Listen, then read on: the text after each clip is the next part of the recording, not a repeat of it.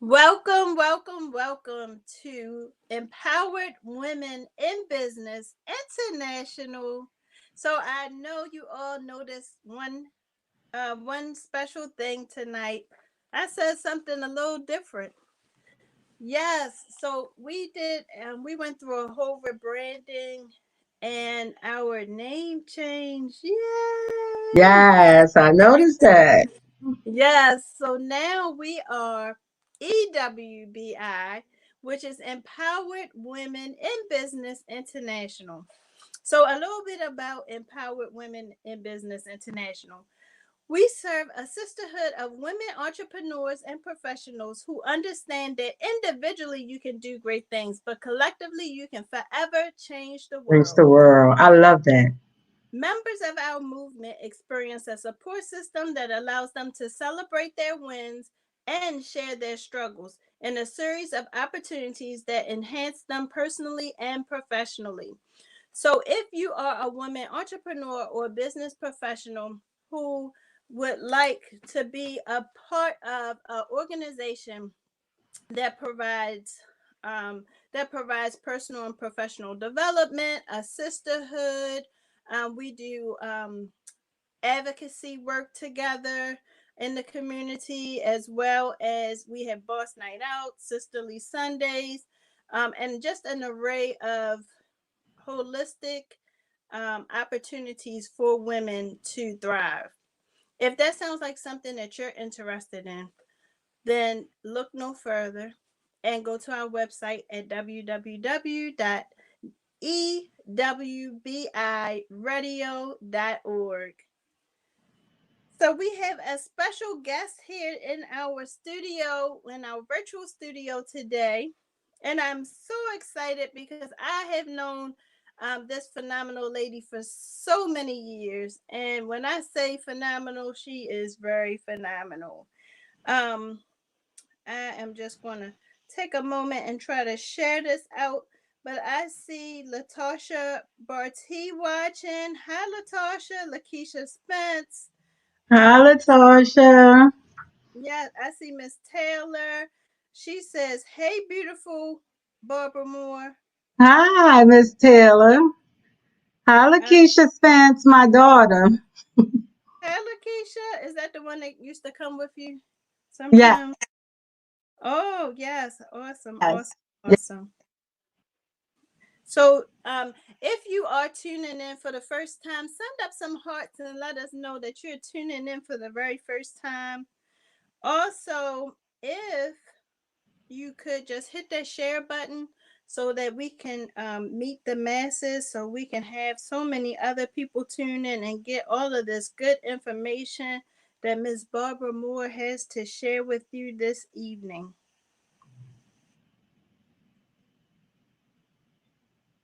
Just share, share, share. Let's see. Do we have any other comments before we get started? Oh, I see some hearts. I see Destiny is watching. Hey, Des. Hi, Destiny. Um, Naisha is watching. Latasha said, "Hey, ladies, you look beautiful. Thank you, beautiful." Thank you, Nico is beautiful Latasha. yes. DeAndrea, my WEWBI sister, DeAndrea, Manina. Hey, guys. Christine. Hi. So thank you all for tuning in. Uh-oh, Nisha said, "Hey, mom." So Hey, we're gonna get baby. started. My eldest. Awesome, awesome, awesome. So I'm so excited about the show today because you have so much knowledge and experience surrounding the topic we're going to talk about. So without further ado, about the founder, Barbara Moore, mother, grandmother, advocate, mentor, speaker, teacher, author to be, community leader, woman of God, born and raised in Baltimore City, and worked as a public safety employee for over 30 years. I am current She is currently pursuing her degree in psychology. After experiencing a sexual assault in her early 20s, she she did what most victims do. She thought it was not her fault, so she told no one. However, 10 years later, when her daughter was molested by her older brother in 1995, she screamed it out loud to the world that when Can't Close My Eyes was born, she hadn't given it a name yet, but she started the work. She knew then that life's mission was to do all that she could possibly do to keep another child from being molested or abused. People started to contact her for support, help her through the process of reporting and going through the process of sexual child abuse crimes. She helped she helped but ran for years from serving at the level God wanted her to serve until 2014. With the support of family and friends, July 2014, Can't Close My Eyes became a faith based organization, and, and our advocacy level increased tremendously. So, Can't Close My Eyes in Action has been able to receive more than 5,000 signatures on the online petition in 2014 requesting that Governor O'Malley to keep over 300 sex offenders in Maryland on the sex offense registry because they requested the Supreme Court to remove their names due to the double jeopardy law because their crimes were committed prior to sexual offenses registry being placed in law. Can't Close My Eyes wrote to President Barack Obama and Vice President Biden in 2015 and asked their administration to help bring more awareness to sexual child abuse. Can't Close My Eyes attended the 2016 Women's Leadership Conference in DC with President Barack Obama as the keynote. Can't Close My Eyes partnered with Johns Hopkins University for a day at the market, education, and outreach services, amongst so many other different things, such as a youth service development workshop, high school grad success in spite of challenges awards, Women It's Time to Heal workshops, participation with other organizations, and which include Bible study, anti-bullying and solution resolution techniques, rap sessions, self-esteem, self-confidence improvement, real Black history awareness, work readiness, money management, charity, child safety, finding your passion through the art, and much more. Ms. Barbara Moore has been volunteering her time working with children while raising her own 7 children and many others. She has volunteered over 30 years teaching youth life lessons and the fundamental arts. She is committed to saving lives. What better life is there than to save a child's future? And last but not least, Miss Barbara Moore and Can't Close My Eyes received one of Emmy's Empowering Minds of Maryland's Youth awards back in, what was that, 2016? I believe it was 2016. It was 2016, exactly. So awesome, awesome, awesome. You've just been doing a wonderful job. And tell the audience a little bit about why you started Can't Close My Eyes. I know I shared it in your bio, but to tell them the experience that you had, firsthand. Well, when I was in my 20s, I was raped. It was they didn't have a name for it like they do today. It's somebody whom I known, who I was very, very familiar with. We had partied together. He was in the military. Every time he would come home on leave, we would all go to the same clubs. He knew my associates. I knew a few of his, and we was hanging out. And I went to go to his house with him, his apartment with him, and we was just supposed to be watching some movies and chill out. So we get there and we're watching the movie and we kissing and making out and watching the movie. But then his door started moving immediately. Say that one So more time. I lost it. his I heard his his door. big, we was in his bedroom and the door was cracked. Okay. And we were sitting there watching a movie. We're both adults. I don't know what it might have led to. We liked each other, but that wasn't the point. The point was I felt uncomfortable immediately. I wasn't driving then. We had caught a cab to his house. We had both been drinking, but I wasn't drunk. And we were supposed to be sitting and watching the movie. We're watching the movie, and then his door to his bedroom, I heard it creak, and immediately I felt uncomfortable. And so I turned to him when I heard it the second time, and I said, "What's that?" He said, "Oh, it's probably the wind." So we go on and start watching the movie again. And that's why you should always follow your gut feeling. And mind you, I am never, ever, ever, ever going to blame the victim because I was a victim indeed. But I also emphasize on us as women, children, people following and listening to our gut feeling because I felt uncomfortable the first time. So the next time the door cracked, I got up. I said, I'm ready to go. I said, what was that? He said, that's probably my brother going to the bathroom. I said, I'm ready to go. He said, all right, I'll call you a cab. I put my shoes on because that's all I had off is my shoes. I'm putting my shoes on. And this tall, dark skinned guy comes in the room and says to me, you know what's up. And I was so scared, just like the other, your other guest was talking about 2 weeks ago, the young ladies you had for the sexual assault episode, fight or flight or comply. So I froze and I complied. He asked me to perform oral sex on him. I told him I didn't know how to do it and I didn't want to do it. He said, well, you're going to do something. He went on to rape me. By the time he raped me, when I looked up, the other guy that I came with and another guy was standing there. They were going to gang rape me. But then the flight came in, fight and flight came in. I asked to go to the bathroom. And when I went to the bathroom was to the right.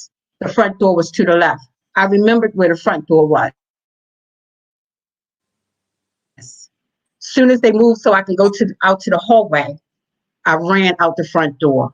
And I just kept running with no shoes on until I couldn't run no more. I don't know how far away I was from him. I didn't really know exactly what side of town I was on because it was late at night when we came. I trusted him. I gave him the benefit of the doubt. And I got in a cab and I came home. My mom paid for it. She asked me what was wrong, where was my shoes. I said nothing. I just broke down in tears.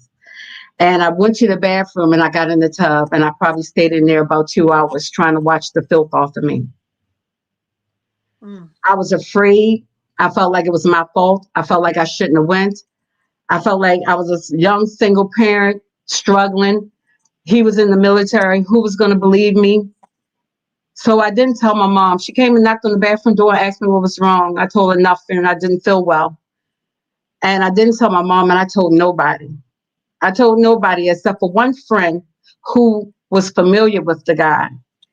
And she went back and told somebody else, but it wasn't for my benefit. So that shut me down even more. I felt like it was my fault.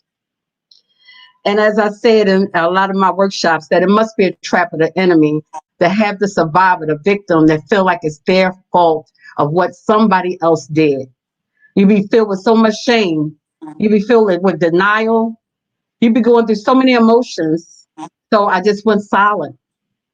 And at that time, my trusted people left me.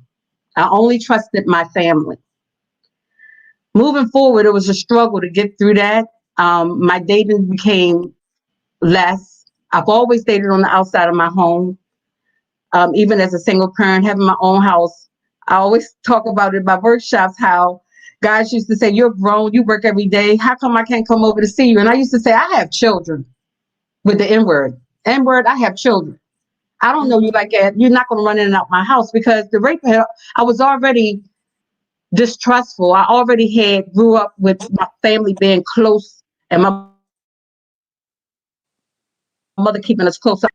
So I only had family around. I had opportunity to send my children to Catholic school. My girlfriend was sending her children there on a grant and scholarships. But I feared the priests. I didn't have Tom, Dick, and Harry running in and out of my house because I just didn't trust people. So my oldest brother was going through some difficulties. He had just recovered from using drugs. He was doing better. He was a cab driver. And my first marriage had broken up. I didn't want to lose my home, so I had to take a second job. My full 8-hour job, and then I was working another 4 or 5 hours, about 4 or 5 times a week in the evening. My children wasn't old enough to leave them alone in the house, and nor could I afford daycare. So he was having problems living house to house, and I was having problems. So I was like, okay, won't you come and stay with me? You'll have somewhere to stay. You can work your schedule around, we can work our schedule around each other's. And that way I won't get in trouble leaving the children by themselves. And then you can get on your feet. I didn't know for 3 years, because I was working all the time, that my brother had started molesting my daughters. My daughter was 11 years old when it started. She was running away. I thought she was running away because I thought maybe I was too strict. I thought maybe she just wanted to be a little freer. She was smelling herself. She was acting out in school. This is my oldest daughter. She was urinating, bedwetting, all the signs, but not the signs. I was so uneducated about the signs and symptoms of child sexual abuse. I started running away and going to my cousin's house and over my friend's house around the same age because my mother was so strict. I thought I was just getting back what I did. I would call the police. I would go look for her. I would go over boys' house. I would kick in doors. I did a lot of B&Es looking for my child. I would leave work in the middle of the night, looking in dumpsters, looking for my child, scared to death something has happened to her. Somebody's going to harm her, or somebody's going to make her help her tell her to get on drugs. About 2 years later, I asked my daughter, was anybody touching you? I even asked her specifically, did your uncle ever touch you? And she said, no, mommy.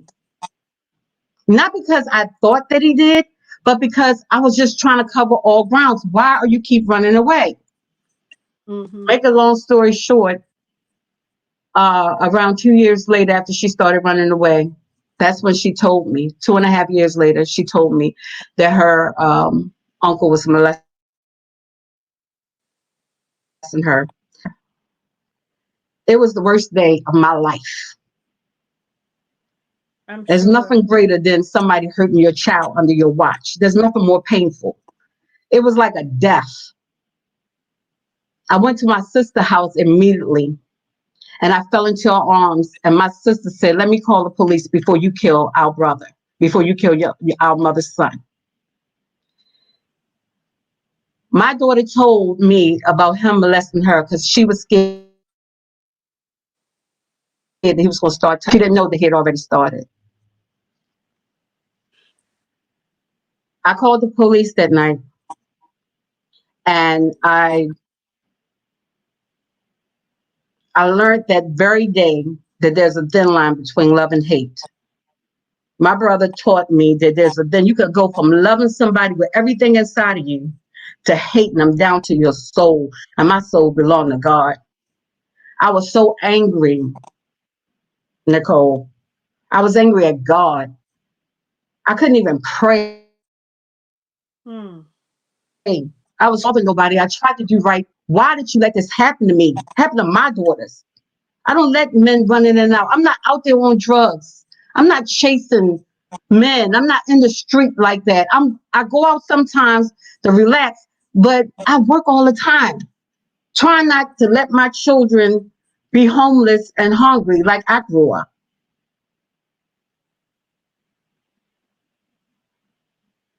I told the world I did the 4 things that most parents don't do. I got him placed on the sex offense registry. I got wraparound Right. counseling all of my children. That was wraparound services for all your children. So your Yes. internet is going in and out a little bit. So while we go, we're going to just take a brief break, and I'm gonna go over some flyers. You may want to leave and come back so that we can make sure that everybody hears, because you have such a powerful story. I want to make sure that it doesn't keep getting interrupted, and so the producer suggests. Oh, why is the internet going out? Yeah, because I noticed that too Yeah, so you can just earlier. just leave and then come back, and by that time we'll be ready for you. Okay. Okay. All right. Thank you. So we are going to take a brief intermission, but I'm going to continue to talk to you about some of the events that we have coming up. So we have um, a book sale. So Legacy Book Bar is holding a book sale all month long. It's 15% off if you spend $30. It's the shop code is May Madness. 20% off if you shop 50 if, I'm sorry, if you spend $50, and the shop code is shop LLB, and it's legacybookbar.com. And let me tell you, Legacy Book Bar is having this amazing book club coming up on Saturday, May the 23rd from 12 to 3. They are reading a book called Ember's Flame. The book is phenomenal. So Legacy Book Bar is having a virtual book club meeting. The book is Ember's Flame. The author is Serendipity, which is so the owner of Legacy Book Bar is an EWBI member, and so is Serendipity, EWBI member. So we're so excited to be a part of this book club on Saturday. So it's this Saturday, 12 to 3. If you haven't read the book, no problem. Come and still enjoy the book club, and then you can get in on the next book that we're going to read in June and get ready for that book club. But the book club is going to be amazing. It's our second virtual book club, and I'm so excited about it. Next up, we have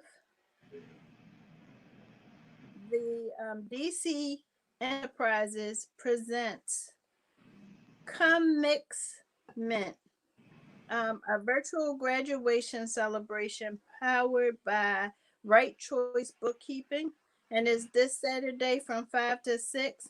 And the commercial will be aired on WMAR ABC Channel 2. So check it out. And also check out Right Choice Bookkeeping. They do EWBI books, and they keep us straight for the taxes. I don't care if you need a bookkeeper, an accountant, whatever you need. They will keep your books right, right and tight. So make sure that you visit Right Choice Bookkeeping online, and Right Choice Bookkeeping online. Also, one of our members is in the process of trying to get 1,000 people to to sign up for Jewel sanitary napkins. So now Jewel sanitary napkins. These aren't just normal sanitary napkins. These are chemical free. So it doesn't have the bleach, the wood chip. If you're a mother, a daughter, a grandmother, a aunt, if you know another woman, they have everything from panty liners to the sanitary napkins, and evidence and time has shown that the sanitary napkins that we purchase from the regular store has these chemicals, and those chemicals are causing us to have those fibroids and those other issues in our bodies. So Yes. if you know of any woman who could utilize this, I would suggest you visit Lady J jewelpads.com. LadyJ.jewelpads.com. and purchase a sanitary napkin. Now, let me tell you, she is so phenomenal, Nicole Jones. She's so phenomenal because she just gave away 50 packs of sanitary napkins to the homeless out of her own. Wow. That's amazing. Yeah, not a lot of people. Some people that gave one or two, maybe 20. She gave 50 packs of sanitary napkins to the homeless. So what I'm asking you all to do is to think about signing up to get those monthly pads. You know, we need them anyway. So let's get them the healthy way. And you're gonna love them. I love the way they're wrapped. Even the way that during her demonstration, she pours a whole cup of water in it, and it goes into like the bottom layer, and it sticks like a gel so that it takes it away from that top layer, so it doesn't lay right there on you. It goes to the bottom layer and just sits right there, and it never leaks. So ladies, this could be a blessing to you. LadyJ.jewelpads.com. And my last announcement is, Jay, if you'll put the picture up, my middle baby graduated from University of Maryland Eastern Shore. So just give a shout out to Deja. She graduated from Yay. we're Congratulations. yes, we're so proud of her. She's doing her own thing. You know, a lot of youth graduate and they have no idea what they're going to do, but she's been doing her business since she was in middle school, so she's good. So thank you for that, Jay. And we just wanted to send her a special shout out. All right. So Miss Barbara, thank you for being um so accommodating and going out and coming back in. So we're so Sound glad to have. better? Yes, that sounds so much better. So hopefully technology will work with us today. No So we were problem. so when you left off, you were sharing the experience that you had recently found out that your brother had molested your daughter. And you're just at the point of getting her to share her experience. You want to continue there?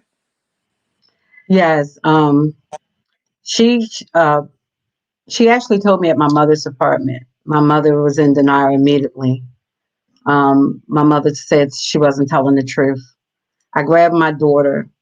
We left out of my mother's apartment, and we drove to the back of my house, and we sat in the car for about an hour because I wanted to know that I heard what I thought I heard. I wanted to make sure that I heard exactly what she said. And she repeated it, and she told me everything that happened. And that's when we went to my sister's house, and my sister called the police, and we started the process. And even when I asked my baby girl and my niece, whom he was around, had he molested either of them or touched either of them inappropriately, and at first she said no, because mind you, my brother had threatened them and told them that he would kill them, and that he had addict friends who would catch our house on fire and kill me if they was to tell. So they was afraid.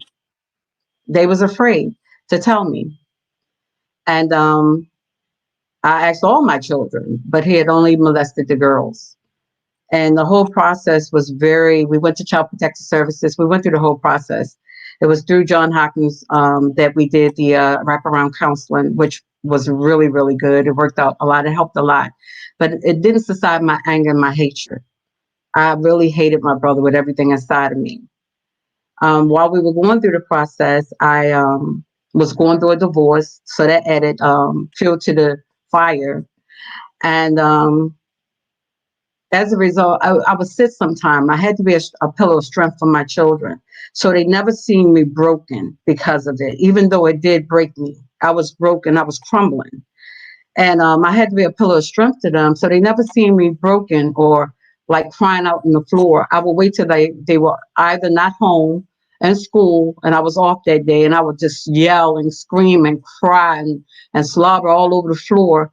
And one day I was sitting in my living room and I was crying silently. My children were in bed. My ex-husband was a police officer, so I knew very well how to operate a firearm, and I had access. And I had contemplating. I was actually on my way to go kill my brother. The police hadn't found him yet, and my daughter walked down the steps out of nowhere. I'm literally on my way out the door, and she said, "Mommy, where are you going?" And I just said, "Nowhere." And then there was a second time I went to kill him, and my husband now called me on the phone. We were just dating at the time, or we were just friends. I'm not sure exactly what our relationship was. And he was like, something just woke me up and told me to call you. Mm. And I told him what I was getting ready to do. But And he we know came that down. we know that I, something was not just something. That was nothing but God intervening in the Amen. Absolutely. Absolutely. And he came and he sat with me, and I cried and cried and cried in his shoulder until it was morning. And he went to work and he told me, whatever you was thinking, whatever you was getting ready to do, don't do it, and get rid of whatever you was going to thinking about doing it with. And I did. And I thank God that I didn't do. All of us say that. Anybody hurt my children, I'll kill them. I'll do this and I'll do that. Well, I thank God that I didn't do anything stupid, which would have landed me in jail. And right, I would have been doing that 25 to life. And who would have helped my children go through this? Who would right. have brought them through it? Nobody's going to love their children like their mama. So how old was your daughter when she went through it? Both of them, it was 3 years. So my baby girl, my oldest daughter was 11 when it started, and it was 14 when she told me. She was 14 years old. I know for a fact it was 14, even though a lot of that period was so painful, it was like vague. But I know for a fact because she was old enough to watch her own siblings. I could legally leave them in the house, so I no longer. That's when she told, because me and my brother got into an argument, and I put him out. And I was worried about, she hadn't turned 14 yet. She was about to, and I was worried about, because I knew the law. I was a police dispatcher at the time, and I knew that I could get in trouble leaving them in the house by themselves.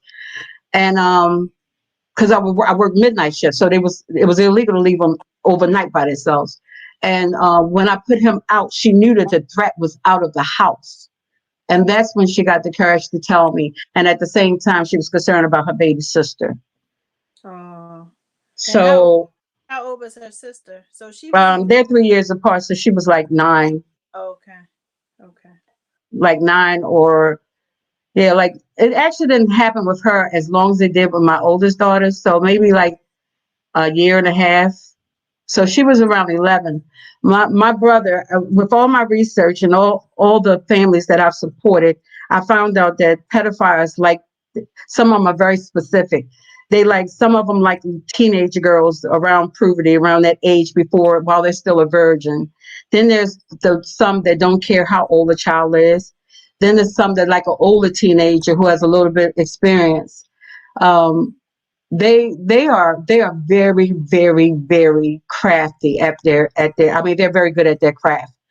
I tell people that pedophiles are better than the Secret Service. They're Mm. better than the FBI. They're Is that very, because very clever at their craft. they they do their homework first before they go after that? And is it so? Is it that they actually target certain people and they Absolutely not. That is why I'm so glad that you invited me to the show, because I want to make sure that people understand that the myths are, there's so many myths out there. A lot of people think that pedophiles target single parents. They target children with low self-esteem. They target children, who parents are poor, or there's no specific category that you can put it in, because both of my daughters were opposite each other. One is very vocal and speak her mind, and ready to fight in the drop of a hat, and very athletic and very involved. And the one is laid back and she's chill. She's checking everybody out. And that's always been their personality. They're two different people. And the same thing, I had one family tell me, well, I don't believe the young girl when she said she was being molested, because her grades are not dropping, and she's not failing at school. She's not acting out. It doesn't matter. You better believe this child until you find out different. You Mm-hmm. better believe this child until you find out different. You believe the child first, and then you investigate everything else. Right.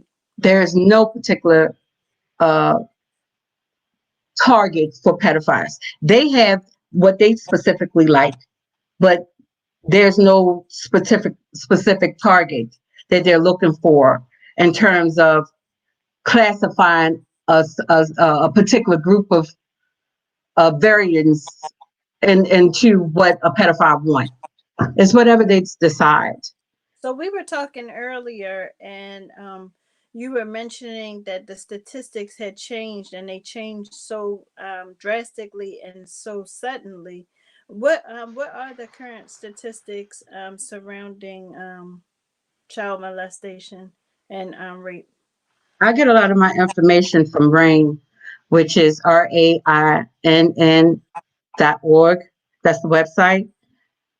It's Rape, Abuse, Incest National Network. And they said that every 73 seconds in America, an American is sexually assaulted. And every 9 minutes, that victim is a child. Every 9 minutes. Wow. And they said only 5 out of every 1,000 perpetrators go to prison. Mm. 5 out of every 1,000. So, what are the signs for the people listening who have small children? You mentioned them earlier, but I want you to mention them again to make sure that people can look out for the signs that something is going on with their child. Anytime you see any changes in your child, you have to find out what's going on. And sometimes the changes are not negative. Sometimes the changes can be positive. You have children that are overachievers. All of a sudden, they're getting excellent grades who are being molested. And because they feel so dirty and so ashamed and so less than from the experience, that they compensate in their grades. Any super change that you have not invested in yourself, you definitely should be looking into. Then we got the children that's wetting the bed, who was potty trained and was not wetting the bed, and all of a sudden start wetting the bed. That's a real sign, a real good sign of child molestation. You got children who are doing well in school, and then all of a sudden their grades are dropping. Some children become very aggressive and want to fight all the time. Another big sign is when your child starts to lie. They're groomed to lie. When the molestation starts, mostly with the threats and the grooming, they are taught to lie. We have to keep a secret. You can't tell anybody. So they start lying about little things or everything. That's a real sign of them being molested and being groomed. There's so many signs that it's hard to pinpoint one. You must, anytime your child change, you must investigate. Let's talk about the perpetrators. If a person has so much interest in your child, more than normal, more than usual, you need to find out why. I don't care who it is. If it's all of a sudden, especially they said, RAINN says that 96% of children that are sexually abused are abused by people they know. Wow. 96%. That's really high. 96% are abused. Yes, They know. yes. Human trafficking victims are more, they said 98% of human trafficking victims are victims of child sexual abuse. Mm. And 98%, 92% come from foster homes where they've been But additionally abused in foster homes. the now with the human trafficking piece, the sad part is that the children want to be with the people who are pimping them out, for lack of better terms. They a lot of times they'll run away to be back with that person that's abusing them or getting them abused. That's the sad thing, because they kind of,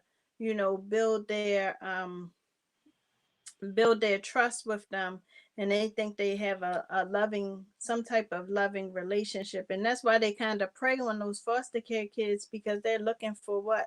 They're looking for that love. They're looking for love. They're They're looking dealing with, for family, anybody who can claim them and say I love you, and so it's so sad to see them actually leave secured locations where they're not being abused to run back. And and what really saddened me, Miss Barbara, is that I heard, I used to work with a group of young ladies in juvenile services for my internship. And Right. what really saddened me, is so not only that they're running back to them, but they won't testify against them.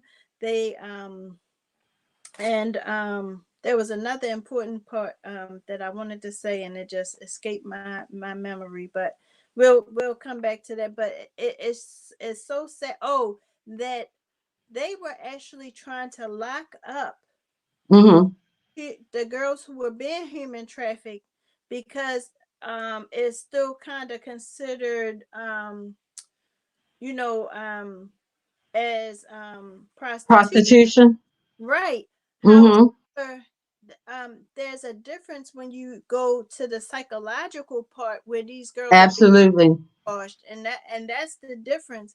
And so I was glad that a lot of the people who are advocating for human traffickers came out and really fought against that, because that was tearing my heart to know that these poor babies are being brainwashed, and then you're gonna lock them up for what they're being brainwashed for. Like, no, we have to do better. We have to do better.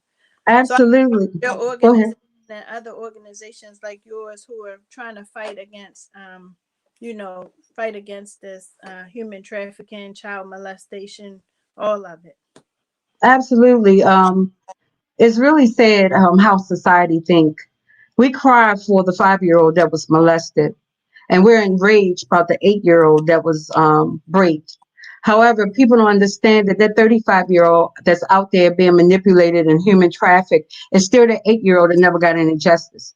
The 8-year-old that was told that I don't believe you, you're lying, and put out, and the boyfriend stays in the house.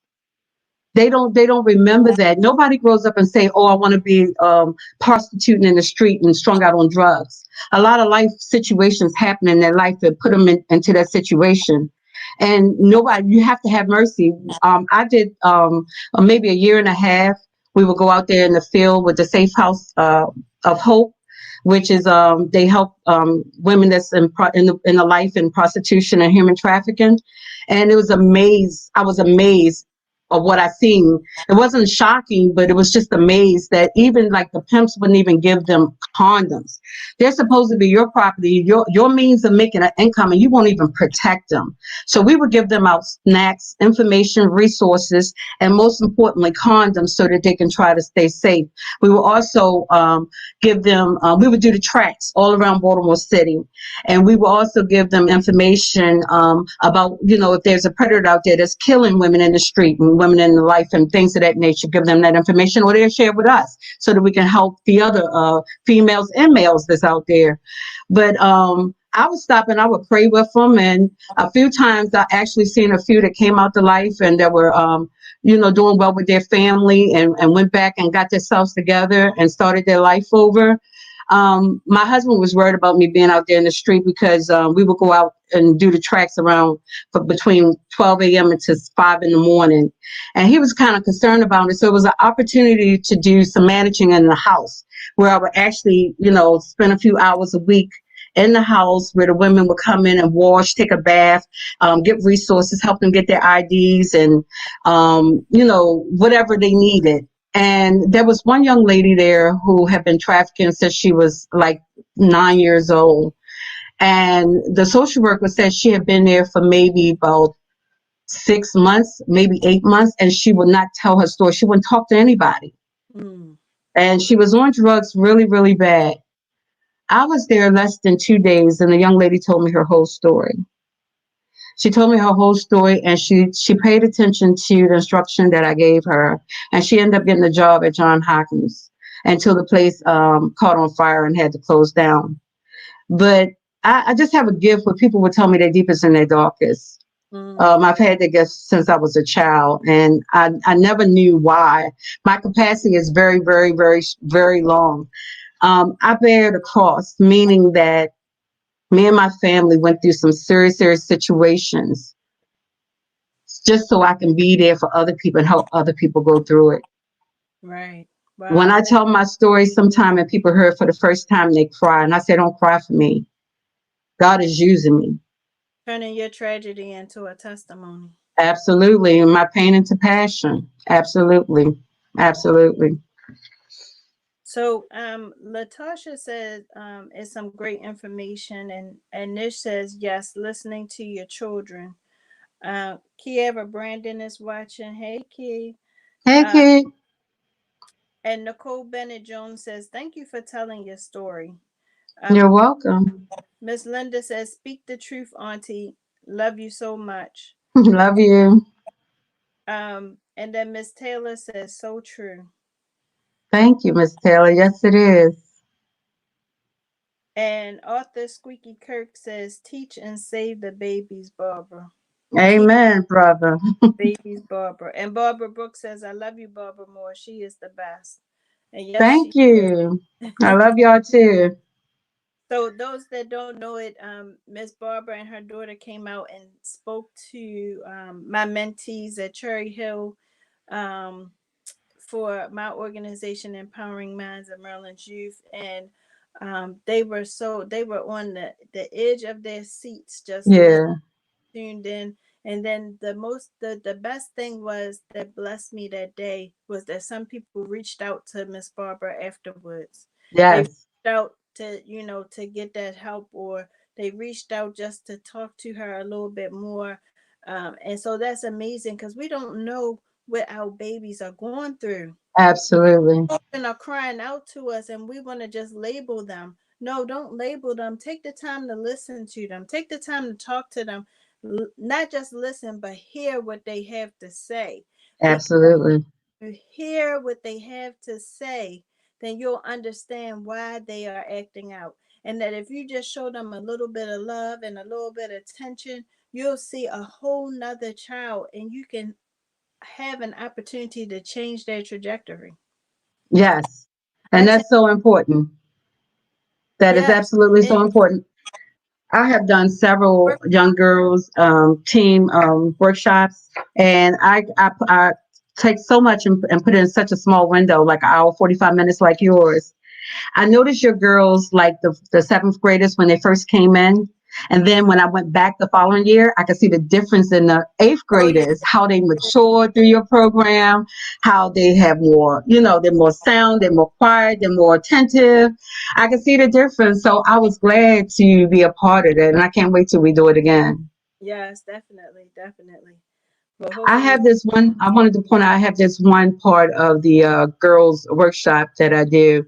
It's called the cons and the pros. And mm-hmm. I asked them to list 7 things that they do not like about themselves, just 7, because I shortened it from 10. And then 7 things that they love about themselves, not nobody else, but they love about themselves. And 7 things that they don't like about themselves. Not what nobody else said, not their mother, their boyfriend, nobody, what they don't like about themselves. And it was surprising how they can fill that con out immediately. Mm-hmm. And that how I would have to help them to fill out the pro. I would have to go to them and say, "Oh, look at your dark black skin. It's so beautiful. Oh, look at that smile. Mm-hmm. Girl, you speak 2 languages, don't you?" With a Hispanic young lady, I had to help them, and that's why what you said about changing their trajectory and how they feel about themselves, and teaching them to that self love is so important. It's so important. And sometimes we as parents, we get so busy, and it's not that we're being intentionally neglectful, but we just get so busy with life and we miss some things. I Right. dealt with a lot of guilt when I found out that my daughters were molested. I dealt with a lot of guilt And you because were I was working too much. you Say it weren't. again.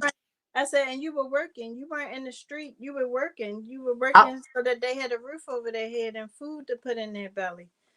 I used to always say that at my workshops until I start to get more knowledge and develop and evolve spiritually. I used to say I wasn't on drugs. I wasn't out there chasing men. I wasn't a drunk. I wasn't hanging out in the clubs. I was working. But if I was doing all those things somebody whom I loved and trust betrayed me.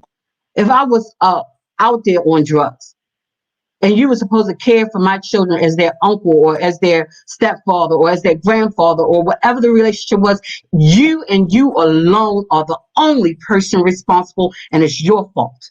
You betrayed the trust. We have a I question. did nothing wrong. The question is, what would you say to the child that's scared to go to their parents? Then go to somebody else. You have to tell and keep on telling it to somebody. Listen, school authorities, teachers, psychologists, social workers, they are bound by law to report anything that's happening. Mandate reporters, yes. Exactly, exactly. And they better tell. And if they don't tell, I believe that they should be charged as well. I believe that something should happen with them. There should be some type of punishment for not telling themselves. I want to work with foster care. I'm writing up a proposal that's desperately needed. After my baby boy had left and gone to college, I had empty nest syndrome real bad. So I dragged my husband to all these different foster classes. We actually finished 2 programs totally, and it was less than 20 minutes spent on child sexual abuse.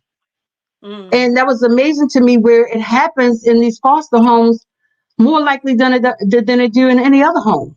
Let me tell you, I used to work for a foster care agency, and it's I more than remember. abuse. It's a lot of neglect. They just in it for the page. It's really sad.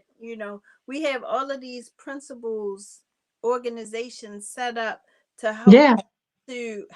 our babies, and instead they are collecting the paycheck and just okay with the status quo, and we really have to get out here and change that. Because I keep thanking you, but I really thank you for your organization and the work that it's doing, because you are making a change in people's lives. I saw it in those little girls when they listened to you and was Yeah. share something with you. So if somebody would like to reach out to you or your organization, how would they do so? Well, you can go to Can't Close My Eyes, www.can'tclosemyeyes.net, and there's a message center where you can leave us a message, as well as you can inbox me at Can't Close My Eyes on Facebook, or you can inbox me on my personal page. But we have a Facebook page called Can't Close My Eyes. You can go there and inbox me. And we would do this workshop at anywhere. We go to churches, we go to centers, we go to sports events. We're supposed to be partnering soon with the Girl Scout and the Boy Scout. We do these workshops anywhere. We teach children and parents how to protect themselves from predators. And We you teach, hold workshops. You had yeah, a conference. What did you call it? A conference, a workshop at the library.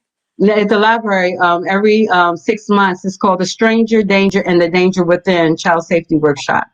And we do that every 6 months. I had to give myself time to grieve, like y'all was talking about last week for the Mother's Day program, on how we need to give ourselves time when we need time.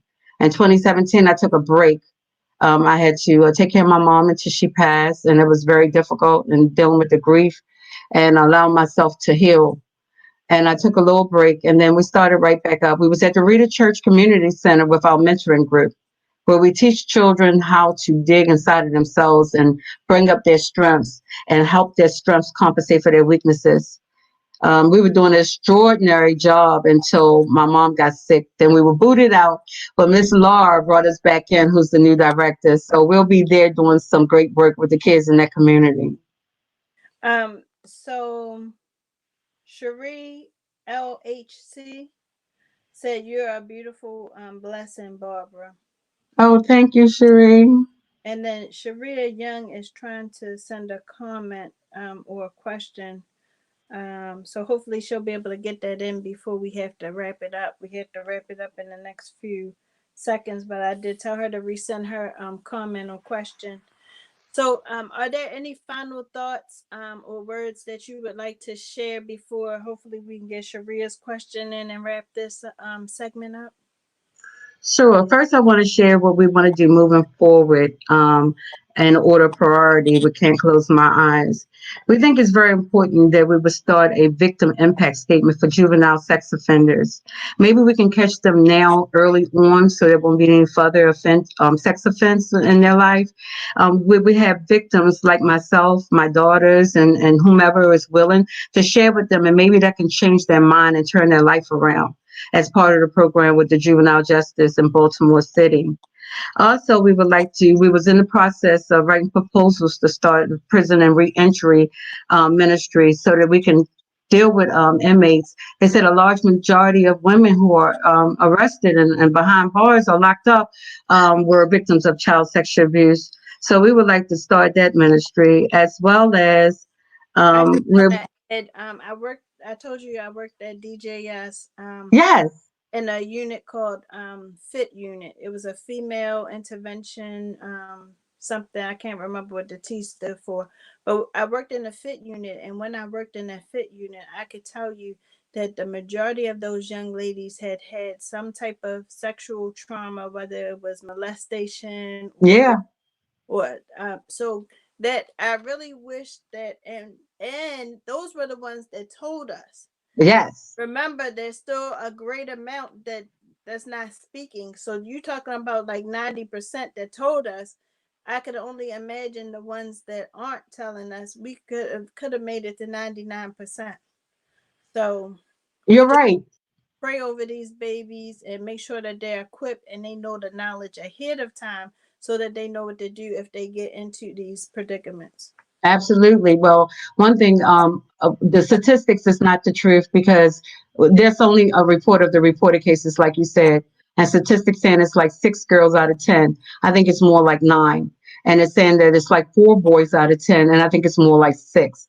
It's a lot greater than they want the world to know because they're not including all the unreported offenses, sex crimes that occur with these children. Right. So, Last but not uh, least, go go ahead. ahead. No, go ahead. Sharia said, I commend you for getting the help that was needed for you and your children. Did you receive counseling yourself? Because most parents would not have believed their children, and the fact that you make sure that your justice was served was commendable. Yes. Let me tell you, I got counseling, wraparound counseling with my children. The whole family got counseling. The counselor would come in and then she would sit with us as a group, and then she would speak with us individually. Then later, I got counseling, more counseling for myself because I had so much hatred in me. I believed my daughters when they told me. I had to deal with the guilt, but the law says that I did nothing wrong, but trust somebody whom I'm supposed to trust. And that's exactly what happened. But counseling is very, very, very, very important for you to heal. And before you can help anybody else, you have to deal with your own stuff. God purged a lot of stuff out of me in order for me to move forward to do his work. Hmm. He's amazing. So Yes. share with everybody that's listening your contact information one more time. And if Jay, if you could post it in the comment section so that people can get that. Sure.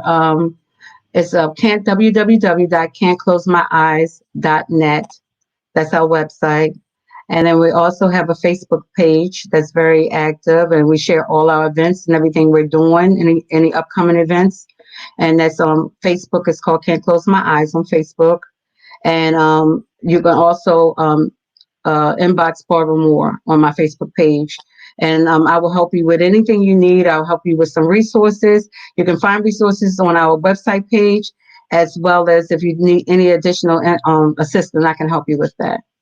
Thank you. Yes, they can also reach out to us if they need it, if needed, um, for us to connect them with Can't Close My Eyes. Um, we'll be able to connect them with Can't Close My Eyes. So thank you all for tuning in Thank you, this evening. guys. Thank you so much, Miss Barbara, for coming on and sharing your story. We love to see you just keep walking in your purpose and taking your pain and, you know, finding your purpose and walking it out in your pumps, as we like to say here Yes. at Yes. at Empowered Women in Business International. So again, I thank each and every one of you guys for tuning in. If you enjoyed the show, we hope that you would tune in every Tuesday right here at 8:05 on Empowered Women in Business International Radio with none other than Taylor Kay on the mic. Okay. So we're Thank going you so to, much, Nicole, for all that you do. And thank you for having me. oh, you're so welcome. You're so welcome. So again, thank you for tuning in. Thank you for listening to Awesome God Radio. Again, I am your host, Taylor Kay. And we're going to close as we always do. Individually, we can do great things, Yes. but collectively, we can forever change the world The by world. unity. Don't forget to tune in right here on Empowered Women in Business International Radio Show. And you can also visit us online at www.ewbiradio.org. Good night.